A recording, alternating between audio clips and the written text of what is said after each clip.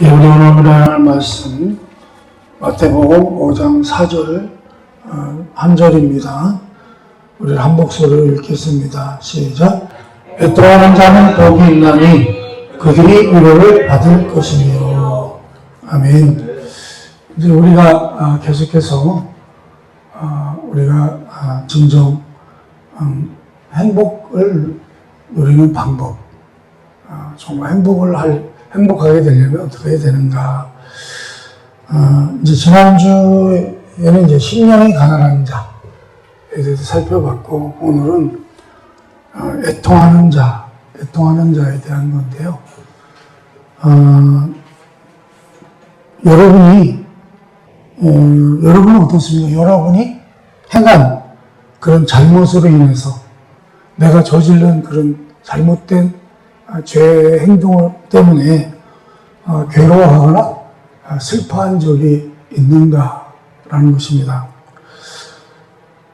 또는 혹시 나의 잘못된 삶으로 인해서 나의 잘못된 행동, 나의 이러한 뭔가 악한 행동 때문에 우리 하나님의 마음을 아프게 해드린 것 같아서 슬퍼한 적은 없는가라는 것입니다. 사실은 어떻습니까? 우리는 하나님이 마음 아파하시는 거에 대해서 전혀 무관심한 사람들이 많다는 거죠. 내가 죄를 진다고 해서 하나님이 마음 아파하시겠어? 이렇게 생각하죠. 그러나 그렇지 않죠. 여러분, 우리가 자식이 자꾸 잘못된 행동을 하고 잘못된 삶을 살아가는 걸 보면 부모의 마음은 어떻습니까? 부모의 마음이 아프잖아요. 그런 거와 똑같습니다. 우리 하나님도 우리가 잘못 살아가면 우리 하나님도 어때요? 우리로 인해서 마음 아파하신다라는 것입니다. 여러분, 그래서 우리는 그리스도 안에서 어려움을 겪는 형제 자매들을 위해서 같이 슬퍼한 적은 있는가? 그렇게 슬퍼한 적은 언제였었는가? 라는 것입니다. 하나님의 거룩한 이름이 인간의 악한 행위로 말미암아 우리 하나님의 거룩한 이름이 모독을 받는 것 때문에 가슴 아파한 적은 있는가라는 것입니다. 사실 우리 하나님이 보통 세상 사람들한테 우리 하나님의 모독을 받는 그런 행동의 모습을 보면서도 우리는 어떻게 해요? 우리는 거기에 대해서 가슴 아파한 적이 있었는가라는 것입니다. 오늘 말씀해 보니까 애통하는 자는 복이 있나니 그들이 위로를 받을 것이다 라고 말씀합니다. 그게 무슨 얘기냐면 애통하는 마음을 가진 자는 위로를 받을 수 있다는 것입니다. 누구의 위로? 하나님의 위로를 받을 수 있다라는 것입니다. 여러분, 이 애통이라고 하는 단어는요, 고통, 슬픔이라는 뜻에서 유래가 된 것입니다. 그래서 여기서 나오는 애통이라고 하는 것은 고통스러워서 몸부림치는 정도로 철저하게 탄식하고 슬퍼하는 것을 말합니다. 우리가요, 오늘 제목의 말씀처럼 우리가 결코 우리의 죄에 대해서 무감각해서는 안 된다라는 것입니다. 우리가요, 신앙생활 한다고 하면서도 어때요? 우리가 짓는 죄에 대해서 너무 무감각하다는 거예요. 거기에 대해서 내가 왜 아직도 여전히 죄를 지을 수밖에 없는가에 대해서 애통해하고 슬퍼해야 되고 그러는데 그러지를 않다는 거예요. 그래서 우리는요, 이렇게 우리의 잘못된 행동들 때문에, 우리의 잘못된 악한 행동 때문에 아파하거나 슬퍼할 수 있는 이런 마음을 잃어버려서는 안 된다는 것입니다. 내가 어떠한 잘못을 저지를 때마다, 내가 어떤 악한 행동을 할 때마다 나는 그것 때문에 내가 정말 간절하게 정말 고통을 심각하게 고통받는 것처럼 그 슬퍼할 줄이 정말 뭐라고 그러죠? 떼굴떼굴 뒹굴면서 슬퍼할 수 있어야 된다는 것입니다. 왜 그렇습니까?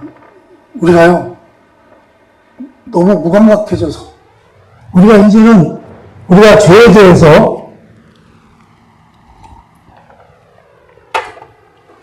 우리의 잘못된 삶에 대해서도 너무 무감각해져가지고, 우리가 신앙생활 하다 보면요, 이제 처음에는, 우리가 은혜 받고 처음에는 그런 거에 대해서 예민한데, 이제 신앙생활 쭉 하다 보면요, 무감각해져요. 뭐, 그럴 수도 있지, 뭐. 응? 내가 아무리 신앙이라도 뭐, 그래도 나도 한낱 인간에 불과한데, 그럴 수도 있지. 그러면서 무감각해져요. 그래서 우리가 처음에 은혜 받고 구원받고 나서는요, 내가 조금만 잘못해도, 뭔가 잘못해도요, 막 그것 때문에 불안해하고 슬퍼하고 힘들어하고, 나는 왜 이거밖에 안 되나 하고 이렇게 하는데, 신앙생활 하고 나서는 그게 어때요? 점점 무감각해진다는 거예요. 뭐 그럴 수도 있지 뭐. 그래서 여러분, 이렇게 돼서는 안 된다는 거예요. 이렇게 돼서는 안 되고요. 특히나 뭐예요? 이런 것들을 아무렇게 여기지 않을 뿐만 아니라 그런 것들을요, 심지어 웃고 넘기는 그런 일이 일어나서는 안 된다는 것입니다. 잘못된 것을 보면서, 죄악된 것을 보면서도요, 묻는다는 거예요. 여러분, 주위를 돌아보십시오. 지금 우리의 현실은 어떠합니까? 사람들의 상태가 어떠한지 한번 살펴보시기 바랍니다. 요즘 우리나라의 상황을 보면 어떻습니까? 정말 죄악이 판을 치죠. 우리나라는 정말 죄악이 판을 칩니다. 죄악이 판을 치는데도 다 웃어요. 우리나라의 상황을 보면 법치와 정의가 무너졌습니다. 부정과 부패와 불의가 판을 치고 악한 자들이 득세를 합니다. 악한 자들이 자신들의 영달을 위해서, 자신들의 유익을 위해서 눈뜨고 보기가 어려울 정도로 만행을 저지르고 있습니다. 우리는요, 이런 상황을 보면서 슬퍼할 수 있어야 된다는 것입니다. 애통할 수 있어야 된다는 거예요. 여러분, 나라가 이렇게 부패해가고 망해가는 것을 그냥 보고만 있고 무감각하고 무관심하고 이래서는 안 된다는 것입니다. 정말 기가 차지 않습니까? 우리가 교회 안에 팽배해 있는 무관심과 자기 만족을 보시기 바랍니다. 요즘 교회들은요, 무관심해요. 자신들밖에 몰라요. 교회가요, 자신들밖에 몰라요. 근데 우리만 평안하면 그것으로 끝나요. 그래서 교회 목회자들이 핍박을 당하고 구속을 당해도 아무렇지도 않아요.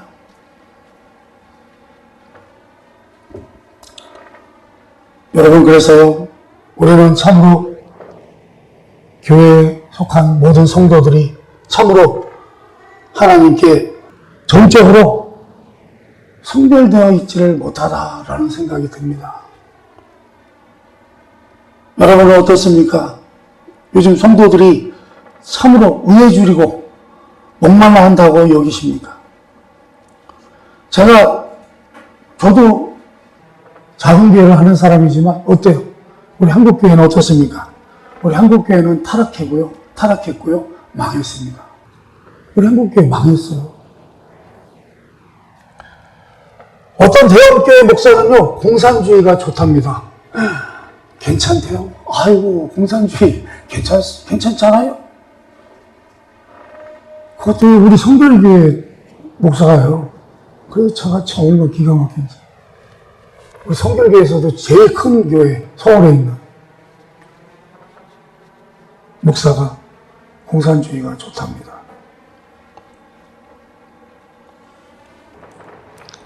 어떤 유명한 대형교회 장로는요, 제가 얘기하면 다 아는 어마어마하게 유명한 교회들입니다. 둘 다. 그 장로는요, 그 많은 회중들 앞에서 대표 기도를 하는데 뭐라 기도하냐면 반미 선동을 하는 기도를 합니다.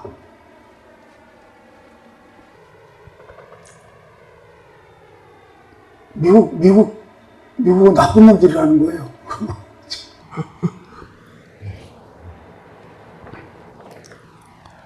여러분, 교회가요, 간첩의 아지트가 돼버렸어요. 교회가 예수 믿는 사람들이 모인 것이 아니라 간첩 활동하는 아지트가 되어버렸어요, 교회가. 이해할 수 없는 일들이 벌어지고 있습니다. 온 나라가 간첩들 손에 움직이고 있습니다. 여러분, 공산주의와 기독교는요, 결코 양립할 수 없는 것입니다. 여러분, 공산주의에 대해서 우호적인 교회는요, 그건 교회가 아닙니다. 공산주의는요, 기독교를 인정하지 않습니다. 여러분, 그냥 가깝게 북한을 보세요. 북한은 어떻습니까? 예수 믿다 걸리면 사형이에요. 탱크로 깔아 죽인답니다.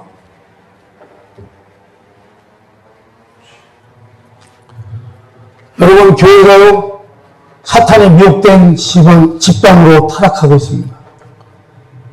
만약에 그런 교회에 머물러 있는 성도님들이 계시다면, 이 설교가 이제 동영상으로 나가니까 하는 소리예요.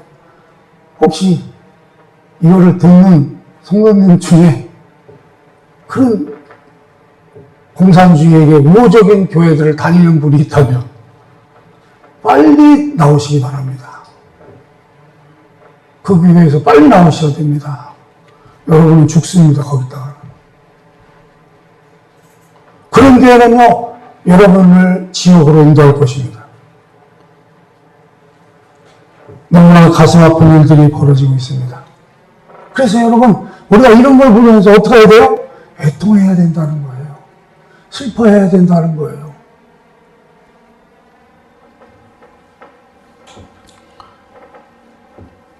에스겔서 6장 9절입니다. 한번 읽어보겠습니다. 시작. 너희 중에서 살아남은 자가 사로잡혀 이방인들 중에 있어서 나를 기억하되 그들이 음란한 마음으로 나를 떠나고 음란한 눈으로 우상을 섬겨 나를 근심하게 하는 것을 기억하고 스스로 한탄하리니 이는 그 모든 가증한 일로 악을 행하였습니다. 아멘. 무슨 말씀이에요? 우리가요, 믿지 않는 자들과 같이 마음이 음란하여 하나님을 떠나고 음란한 눈으로 우상을 숨기며 살아간다는 것입니다. 무슨 얘기입니까? 모든 가증한 일로 악을 행하여 바로 우리 하나님을 근심하게 해드린다는 것입니다.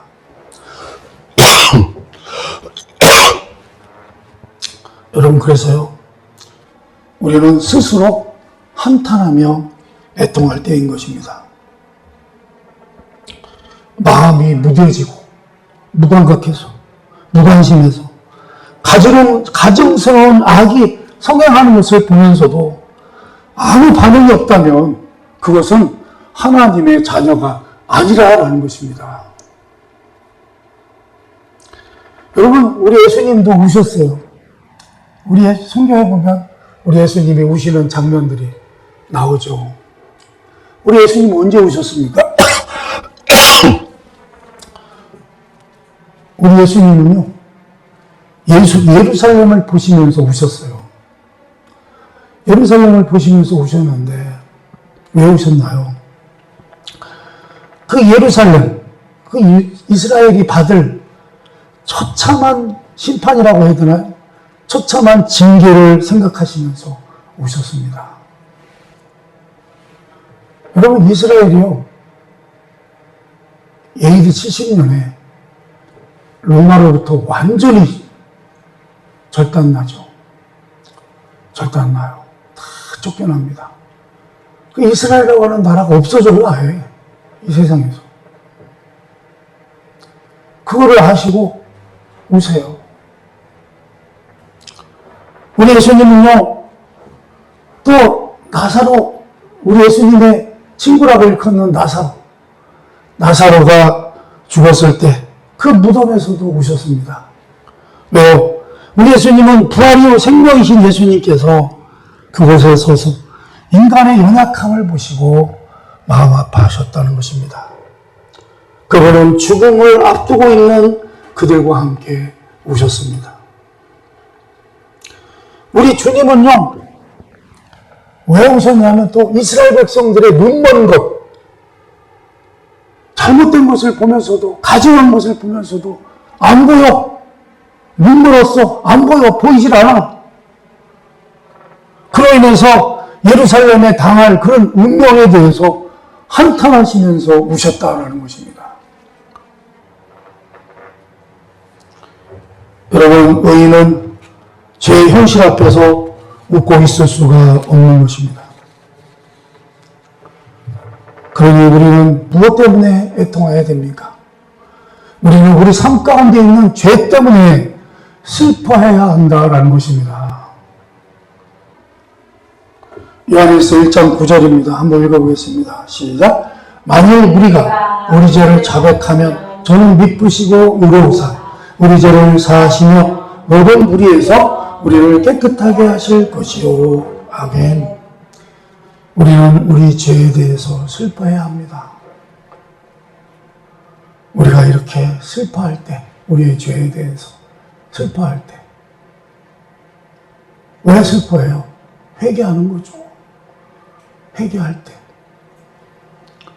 우리 하나님의 위로가 다가온다라는 것입니다. 야고보서 4장 9절입니다. 야고보서 4장 9절 읽어봅니다. 시작. 슬퍼하며 애통하며 울지어다. 너희 웃음을 애통으로 너희 즐거움을 근심으로 바꿀지어다. 아멘. 여러분 주위를 둘러보십시오. 무엇이 보입니까?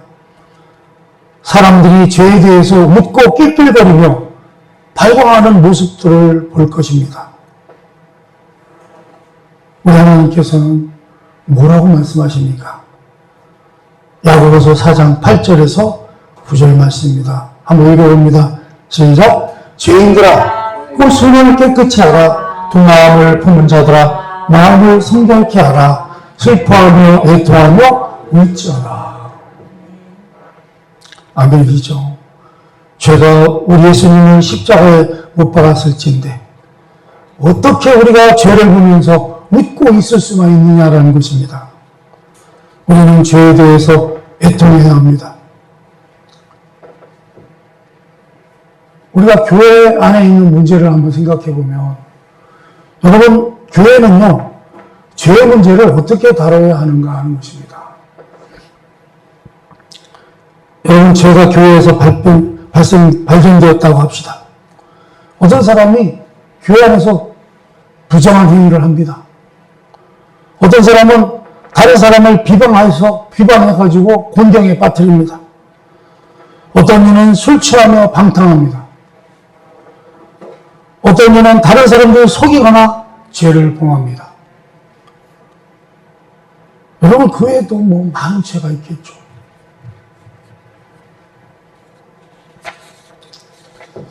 여러분, 교회 안에서 이런 죄들이 발견되었을 때, 교회는 이런 죄들에 대해서 어떠한 조치를 취해야 하는가 하는 것입니다. 우리는 그래서 그것을 어떤 것을 참고할 수 있어요? 우리가 고린도전서를 은혜 나눌 때 살펴본 내용이 있었습니다. 어떤 내용이냐면, 고린도 교회에 우리가 잘 아는 것처럼 심각한 부정행위가 있었어요. 여러분도 아실 거예요. 어떤 내용인지. 그 얘기를 꺼내기가 조금 그래요. 그렇죠? 그런데 그런 신자라는 자가, 성도라는 자가 그런 행위를 하고 있는데도, 그런 정말 상상도 못하는, 용납할 수 없는 그런 악한 행위를 하고 있는데도 그거를 바라만 보고 있었어요. 성도들이. 바라만 보고 있으니까 바울이 뭐라고 해요? 니들 뭐 하는 것들이냐.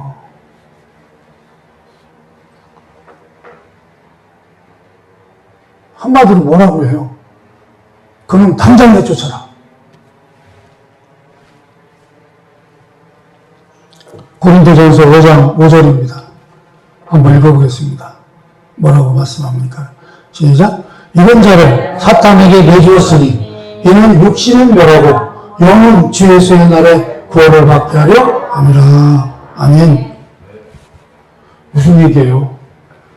우리는 이처럼 악한 행위를 한 사람을 사탄에게 내어주어서 육신을 멸하게 해야 한다는 거예요. 이게 무슨 말이에요, 여러분? 일단 교회에서 내보내라는 거예요. 이게요. 이건 이제 제 생각입니다만, 만약에 이런 정말 악한 그런 부정한 행위를 교회에서 눈 감고 있으면 어떻게 됩니까?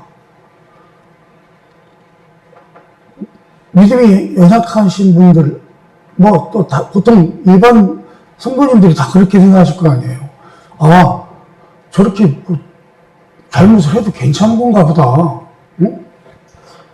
저렇게 악한 행동을 해도 괜찮은 건가 보다. 이렇게 생각할 거 아니에요, 그죠? 사실은 그게요, 어떤 게 두려워요? 오염될까봐 두려운 거예요, 사실은 그런 일들이.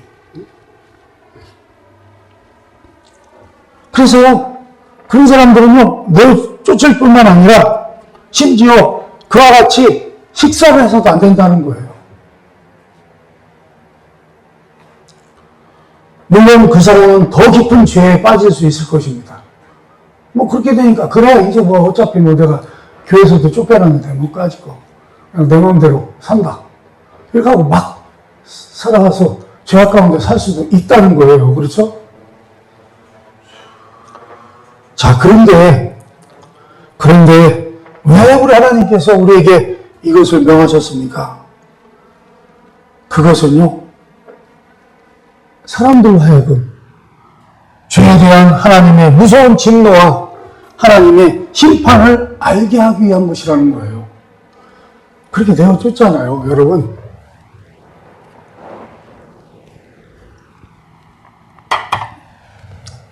지금 교회들은 뭐 쫓지도 않습니다만, 뭐 지금은 그거를 합법화시키는 세상이에요, 지금은. 이 교회도. 그런데요, 그렇게 함으로써 그 악한 행위를 하던 사람, 그 사람이요, 깨닫게 된다는 거예요. 깨닫게 돼요. 경건한 슬픔을 갖게 된다는 거예요. 경건한 슬픔을 갖고 회개하게 된다는 거예요. 내가 잘못했구나. 내가 왜 그렇게 살았을까? 정말 우리 하나님이 내 모습을 보면서 얼마나 슬퍼하셨을까? 라고 하는 것을 깨닫게 된다는 거예요. 그렇게 해야. 내비두면 못 깨닫는다는 거예요. 여러분, 그래서 정말 그렇게 됐을까요? 그렇게 됐을까요? 그렇게 됐어요. 성경에 나와요. 그때도 제가 살펴봤죠. 고린도후서 2장에 보면요, 그로 인해서 교회도 회개했고 그 악한 행실을 했던 그 사람도 회개했습니다. 회개하고 돌아섰다는 거죠. 완전히 끊어버렸다는 거죠. 그랬을 때 교회는 그를 용서했고 위로를 했을 뿐만 아니라 그를 향한 그들의 사랑을 다시 확증했다. 그래서 다시 교회로 돌아온 거죠. 사랑하는 여러분, 하나님께서는요, 죄에 대해 자백하지 않는 자를 결코 용서하지 않는다는 사실을 잊어서는 안 된다라는 것입니다. 그래서 우리가요, 하나님을 벗어나 반역의 길을 건너한 하나님은 우리를 위로하실 수가 없다는 거예요. 잘못을 해놓고도 잘못했다고 인정을 안 하고 무관심하고 그거에 대해서 정말 애통하고 슬퍼할 줄도 모르고. 그러면 우리 하나님이요, 위로하고 싶어도 위로를 하실 수가 없다는 거예요. 우리 자녀들도 마찬가지예요. 아주 차고야 못된 짓해서 그냥 혼을 냈어요. 혼을 냈어요. 그랬으면, 응? 엄마 부모님들한테 돌아가서 잘못했어요 하고서 이렇게 하면, 그래 하면서 어떻게 또 위로를 주잖아요, 부모들이. 응? 여러분, 성경에 보면 하나님의 백성들의 죄 때문에 깊이 슬퍼했던 사람이 있습니다. 그 사람이 누구냐면 예레미야 선지자입니다. 예레미야. 그는 별명이 눈물의 선지자야. 하도 잘 울어서. 근데 울을 수밖에 없었어요, 그 당시에. 왜 울을 수밖에 없었어요? 나라가 이스라엘 백성들의 죄로 인해서 하나님의 심판을 받고 망할 수밖에 없는 상황이었기 때문에 그거를 생각하니 얼마나 슬퍼요. 한번 읽어봅시다. 예레미야 9장 17절에서 19절 말씀입니다. 한번 읽어봅니다. 시작.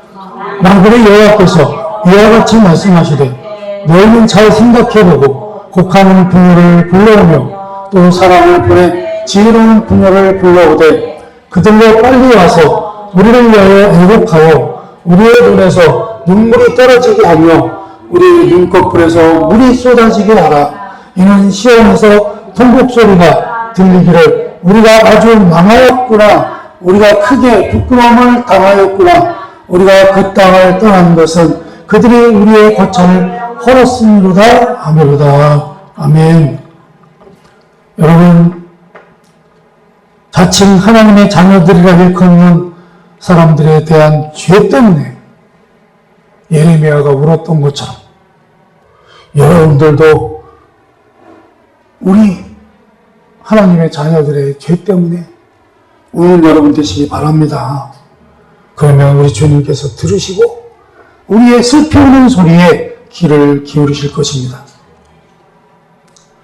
우리는요, 우리 자신들의 죄에 대해서 또는 교회의 죄에 대해서 그리고 세상의 죄에 대해서 물어야 한다는 것입니다. 애통해야 한다는 거예요. 가슴 아파해야 된다는 거예요. 에스겔서는 유다가 바벨론 포로로 있을 때 기록된 것입니다. 우리 하나님께서는 유다의 남왕국이 남유다라고 하잖아요. 남유다가 바벨론의 포로가 되도록 허락하셨습니다. 이건 우리가 많이 살펴본 내용이죠. 왜냐하면 그들이 하나님의 거룩한 계명을 어겼기 때문입니다. 우리 하나님께서는요, 우리가 이 선지서를 봐도 선지서 보면 예레미야, 하박국, 누구누구 할 것 없이 막 선지자들을 보내서 돌아올 것을, 우리 하나님께로 돌아올 것을, 회개할 것을 얼마나 끊임없이 말씀하셨나 몰라요. 그들을 통해서. 우리 하나님께서는요, 선지자들을 통해서 그들을 끊임없이 회개시키고자 하셨습니다. 그러나 그들이 들었어요, 안 들었어요? 안 들어요. 무감각해요. 무대요. 들어먹질 않아요. 그래서 결국 그들을 심판하셨습니다.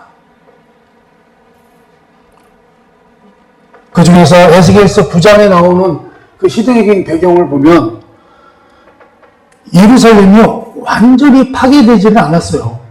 파괴되지는 않았는데 그때 그러다 보니까 몇몇 유대인들이 그곳에 살고 있었어요. 그로 인해서 거기에 남아있는 그들을요, 우리 하나님께서 심판하셨어요. 포로로 잡혀가지 않은 자들 있잖아요. 아직도 그 예루살렘에 남아있는 자들을요, 심판하셨습니다. 우리 하나님께서는 그 거룩한 도시를 완전히 심판을 하셔야 했는데 어떻게 심판을 하셨나? 우리가 에스겔서 9장의 상황인데요. 9장 4절만 한번 보겠습니다. 시작. 여호와께서 이르시되 너는 예루살렘 성읍 중에 순행하여 그 가운데에서 행하는 모든 가증한 일로 말미암아 탄식하며 우는 자의 이마에 표를 그리라. 아멘. 무슨 얘기예요? 그 관찰자를 보내셨어요. 그리고 그 예루살렘이 사는 그 자들 중에서 정말 거기에서 일어나는 가증한 일, 악한 일, 그런 일들을 보면서 정말 탄식하고 애통하는 자들, 그런 자들이 혹시 있거들나 그런 사람들 이마에가 뭐예요? 표시를 하라는 거예요. 표시를 해라. 그리고 이마에 표를 받은 자들은 어떻게 했습니까? 하나님의 심판, 죽음으로부터 구원을 받았습니다. 그들은요, 예루살렘 가운데서 행하여지는 모든 가증한 일로 인하여 탄식하며 우는 자들이었습니다. 여러분, 탄식하며 우는 자들이 어떻게 됐어요? 구원받았다는 거예요. 다들 심판받았습니다만. 애통하는 자, 하나님의 위로를 받을 것이라는 거예요. 그래서 사랑하는 여러분, 우리가 회개하지 않는다면 하나님은 우리를 심판하실 것입니다. 성경을 보면 나와요. 우리가요, 계속 돌아오라고 안 돌아가면 어떻게 돼요? 심판을 하신다니까요. 그리고 그가 사용하시는 심판의 도구는 아마도 예루살렘의 그것과 동일할지도 모른다는 것입니다. 다른 나라를 끌어들여 우리를 포로로 삼을지도 모릅니다. 만일 그렇다면 우리나라에서 일어나는 모든 혐오스러운 일들로 인해서 탄식하며 오직 슬퍼하는 자만이 살아남을 것이다 라는 것입니다. 그러니 여러분, 애통하는 여러분 다 되시기를 축원합니다. 기도하겠습니다.